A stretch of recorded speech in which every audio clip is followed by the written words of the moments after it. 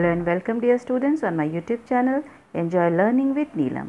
Today we are going to discuss chapter 9 of class 6, that is structure and function of the living organism animals. Chapter 9 में हम structure and function of living organisms के बारे में पढ़ेंगे. Chapter 8 में आपने flowering plant के structure and functions को जाना. अब इस chapter में हम structure and functional aspects of animal body को जानेंगे with special reference to human body.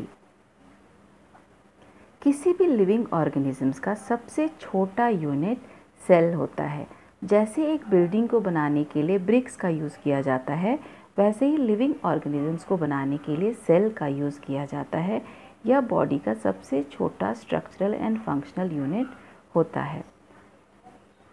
Group of cells make a tissue. बहुत सारे सेल्स मिलकर टिश्यू बनाते हैं और बहुत सारे टिश्यूज़ मिलकर ऑर्गन्स को बनाते हैं. कुछ ऑर्गन जो मिलकर किसी एक बड़ी एक्टिविटी को अंजाम देते हैं, उन सारे ऑर्गन्स को मिलाकर ऑर्गन सिस्टम बनता है. जैसे कि ह्यूमन बॉडी में डाइजेस्टिव सिस्टम, ब्रीदिंग सिस्टम, ये सब होते हैं. आइए इनके बारे में हम पढ़ेंगे.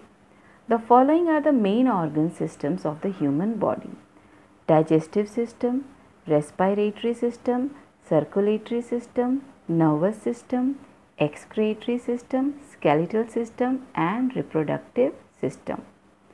First we will learn about the digestive system. Food contains different kind of substances. जो फूड हम खाते हैं ये कॉम्प्लेक्स फूड मटेरियल्स के बने होते हैं और फूड को खाने के बाद हमारे बॉडी के अंदर, हमारे डाइजेस्टिव सिस्टम में ये फूड डाइजेस्ट होने के बाद ब्रेक डाउन होता है और सॉल्युबल पार्टिकल्स में कन्वर्ट हो जाता है. So what is digestion? Digestion is the process of breaking down और conversion of food into very fine and soluble particles. अब इस डाइजेस्टिव सिस्टम में कौन कौन से पार्ट्स होते हैं? The first part is mouth. Mouth is known as the oral cavity. कई जगह आप इसे बक्कल कैविटी के नाम से भी जानेंगे. It contains teeth, tongue, salivary glands. The process of digestion begins in the mouth.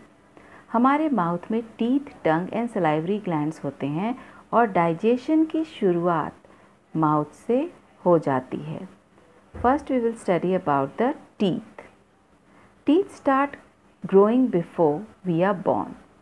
जब हम जन्म लेते हैं उससे पहले ही हमारे दांत जो हैं वो ग्रो करना शुरू हो जाते हैं. लेकिन ये गम्स के बाहर अपीयर कब होते हैं? जब एक बेबी 6 मंथ का हो जाता है उसके बाद. किसी को भी लाइफ में 2 सेट्स ऑफ टीथ मिलते हैं. फर्स्ट सेट 20 टीथ का होता है जिसे मिल्क टीथ या टेम्पररी टीथ कहते हैं. मिल्क टीथ 2 साल तक के बच्चे के लगभग 20 टीथ आ जाते हैं और जब वो बच्चा 6-7 ईयर्स का होता है तब उसके मिल्क टीथ धीरे धीरे गिरने लगते हैं और उसकी जगह रिप्लेस करते हैं परमानेंट टीथ.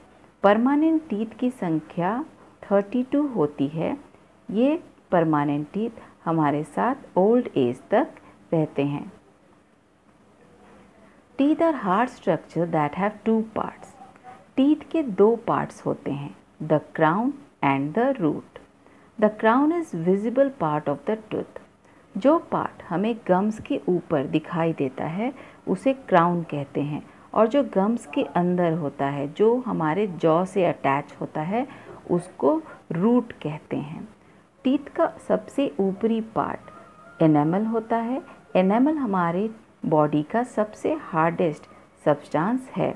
टीथ की मदद से हम फूड को बाइट करते हैं, कट करते हैं, टीयर करते हैं, क्रश एंड ग्राइंड करते हैं.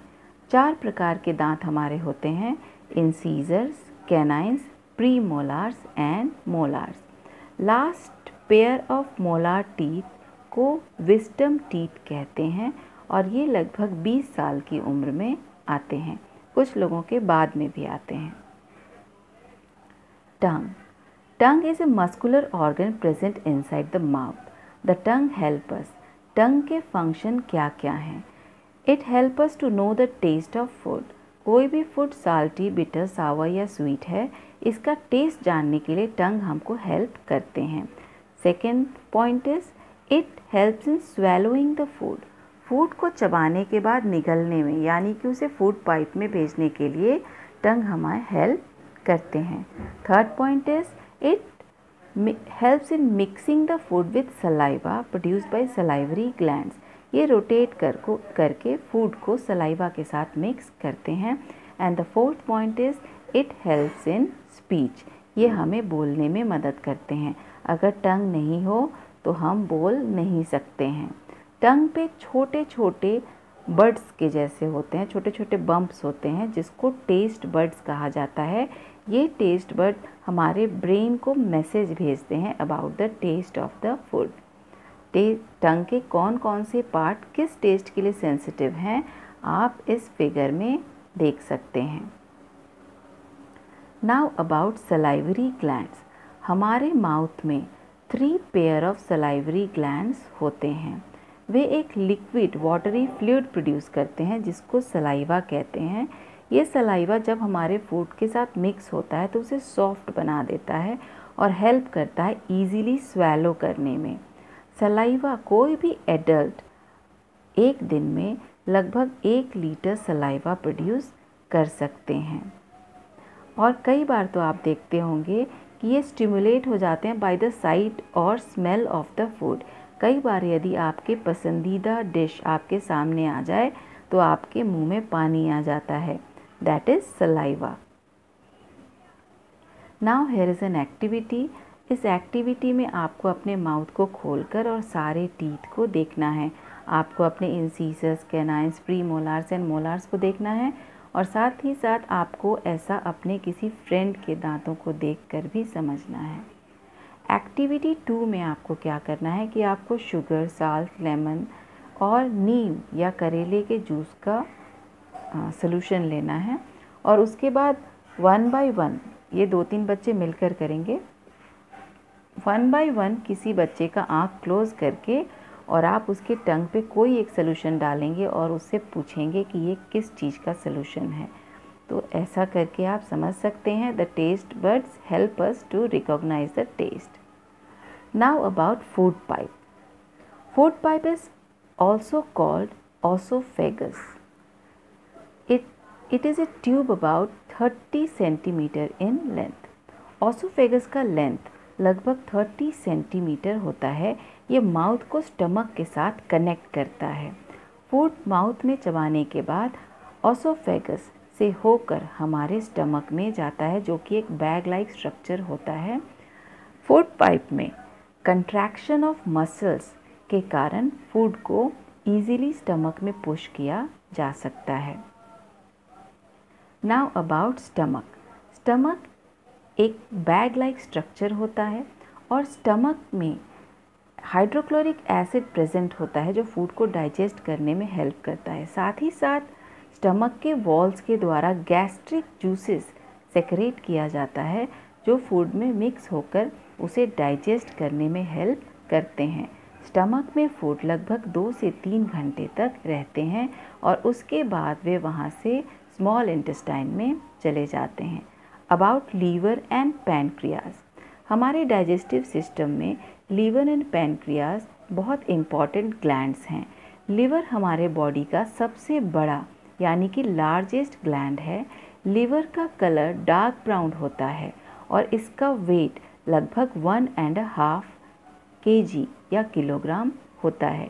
लीवर बाइल जूस सेक्रेट करता है जो कि एक ब्राउनिश ग्रीन कलर का फ्लूइड है।